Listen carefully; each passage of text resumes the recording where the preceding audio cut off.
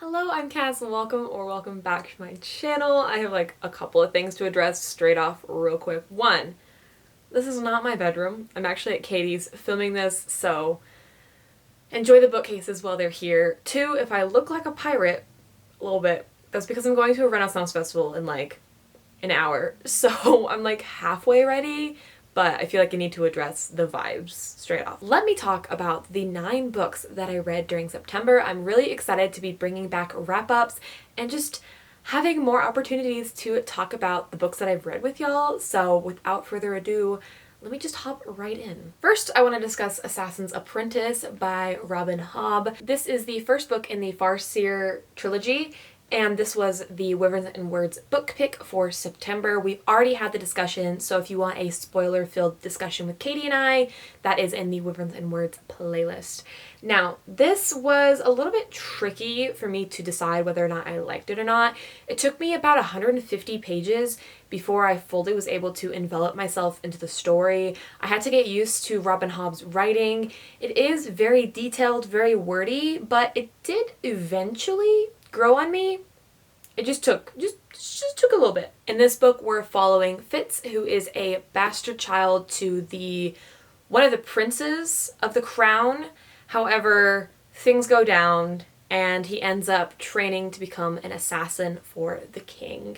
And it's very interesting in terms of plot. It's very coming of age, and it is coming of age for the majority of the book.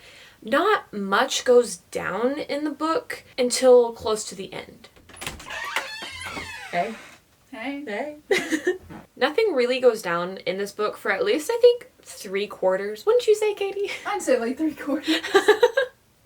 But the ending, I really... No. Maybe more like 4/5. Sorry, 4/5. But the last fifth of this book I did really enjoy. He traveled to a different... Was it a different kingdom? Maybe? I don't know. We both read this, but do we remember it? That's the thing. But in the end, they end up traveling to a different kingdom, and the events that kind of transpire really piqued my interest to try to continue the rest of the Farseer trilogy. And I'm not trying to necessarily give Robin Hobb another shot, but I just don't want another book where nothing happens for 4/5. You feel me? You feel me? In terms of star rating, I gave it around a 3.5, 3.75. I recognize that it's a really well-written book, and it's probably setting up for something incredible. But in terms of how intrigued and how I felt throughout 4/5 of the book, so that's why I have like a lower rating. But I'm sure that the series will pick up, and I hope to eventually pick up Royal Assassin.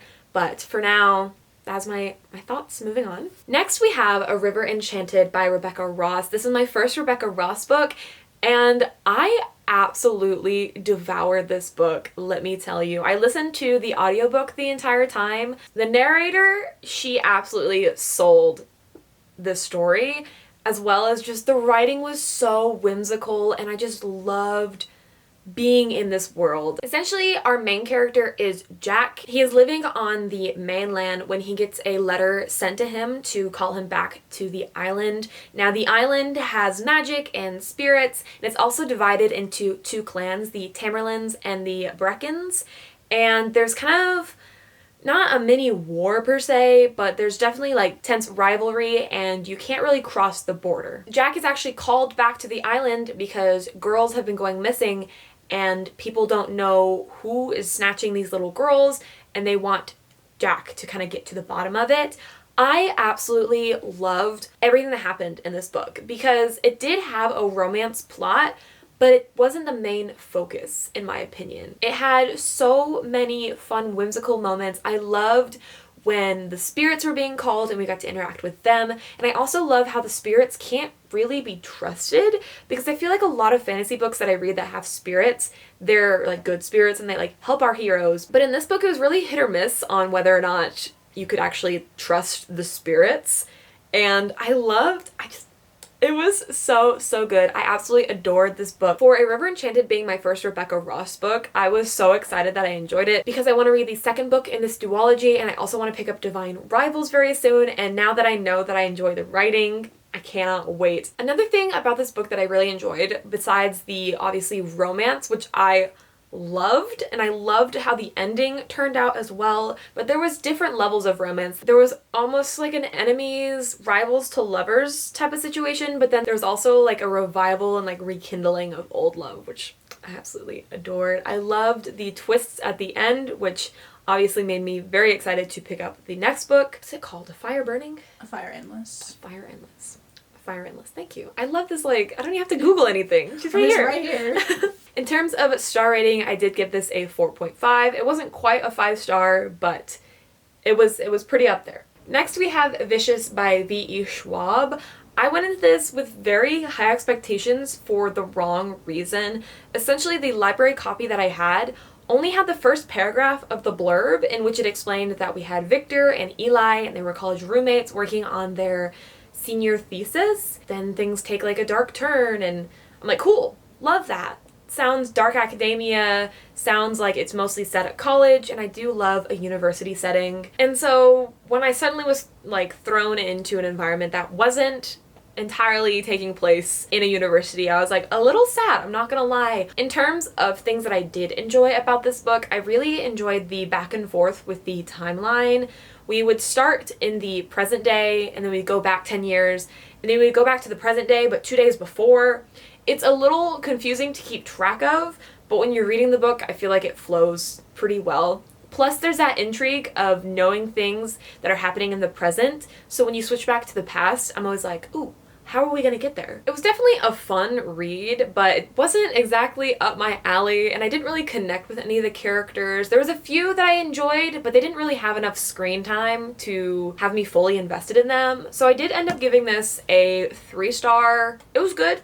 I wouldn't reread it, and I'm not continuing the series, but it was a fun time while I was there. Next, I want to discuss The Naturals by Jennifer Lynn Barnes. This is book 1 of, there's a series name for it, The Naturals. I don't know. There's 4 books in the series, and it's kind of a YA Criminal Minds. That's how it was kind of marketed, and that is basically what you got. However, I wasn't thrilled about the love triangle.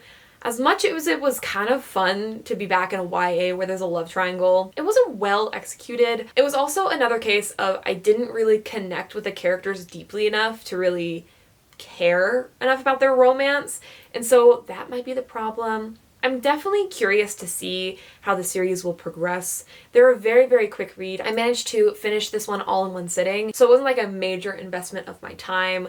Also, one of y'all had said that the second book is better, so I'm hoping the series gradually gets better as it goes. If I read book 2 and I feel the same as I did about book 1, I probably won't finish off the series. But if book 2 is a little bit better, then maybe. There was a lot of setup in this book, getting to know the characters, getting Cassie kind of acquainted with the rest of the naturals. I guess I should tell you what this book follows. We have Cassie, who's a natural profiler, and she basically gets recruited by the FBI to go and work crime cases, but there's no like crime cases that they're solving throughout a major chunk of this book until the very end when things start occurring where suddenly they are all involved. But again, it wasn't like they were involved from the start, so there was a lot of setup. Getting to know the characters, even though I didn't really attach to any of them. I can't remember a single other character's name other than the main character, because her name was Kathy, so I was like, yes. I did give this a low 3 stars. Like I said, I'm going to try to read the second book, but if I don't pick it up very soon, it's not happening. Next, we have The Dragon Republic by R.F. Kuang. Now, this is the second book in the Poppy War trilogy. I had already read the Poppy War trilogy last year, so this was a reread, and I did give this another 5 stars. I really enjoyed this reread of the Poppy War trilogy so much. Fritz. Oh my goodness. Simply because so much happens in these books and there's so many characters to remember and the political strifes, it's hard to remember like who's allegiant to who, trying to comprehend the magic system. It's a lot. It's a lot to go into. So with my reread, I understood all of those elements way better than I did the first time, which meant I was able to pick up on a lot more plot points or character interactions and foreshadowing than I did the first go around. So I really enjoyed this book, even though rips out my heart and soul every single time. And that kind of leads me into the third book, The Burning God by R.F. Kuang. Third book in the Poppy War trilogy, and I also gave that 5 stars, and it was a reread. Same thing. really, really enjoyed it because I knew what was going on and I was able to appreciate a lot of the subtler things that I didn't pick up on the first read around. It's definitely a very heavy series to get into, but once you're in it, just so much. I love like political books, especially with like the fantasy elements. They're just so good. Next we have Throne of Glass by Sarah J Maas, which is another reread. What I would rate this now? I think 4-star. Yeah, we'll go with 4 stars. I listened to the audiobook while actually driving up to Missouri to come visit Katie, and Me. It's a me. it's a me, a Katie. I really love the early Throne of Glass books. Yeah, I do. Are you sure? No. You don't But seem yes. that sure. I enjoy them in a different way than I do like the later Throne of Glass books.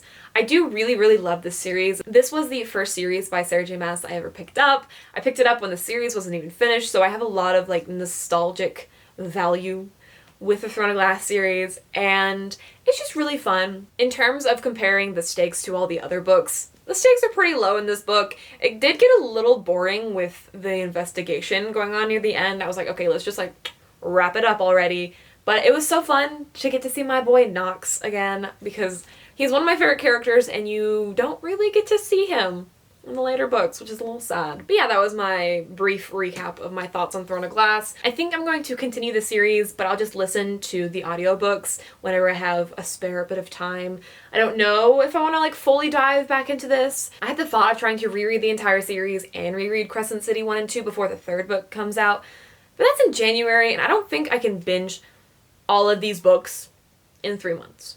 I don't really see it happening. That's so a lofty goal. Sorry. Actually, no. I'm just gonna keep interjecting. Katie has no faith in me, which is totally valid. Well, I mean, that's crazy. That's like 10 Sarah J Maas books to read in like less than 3, maybe like exactly 3 months. Yeah, it's probably not happening. I'll probably reread Crescent 1 and 2 though, because I don't remember shit that goes down in those books. And then lastly, Katie chose some books for me to read while I was here.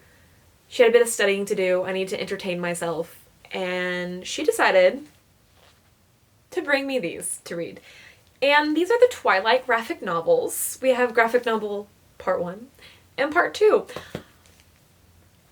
I like kind of enjoyed them. They were fun. Part 1, super goofy fun time. Okay, I was cackling, I was giggling. Katie was invested in me reading this. It was fun. And then the plot picked up and we got like backstory and like important Twilight lore, and I was like, I could give less shits.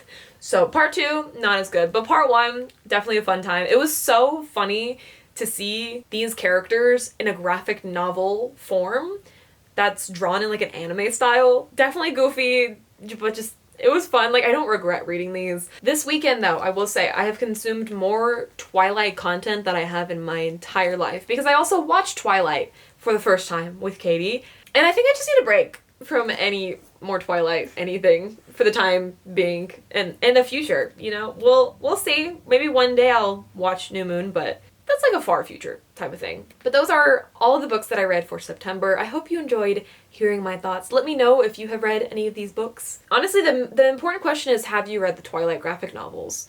And if you haven't, you need to get on that. You know? Thanks for watching. Hope to see you in the next one. Toodles!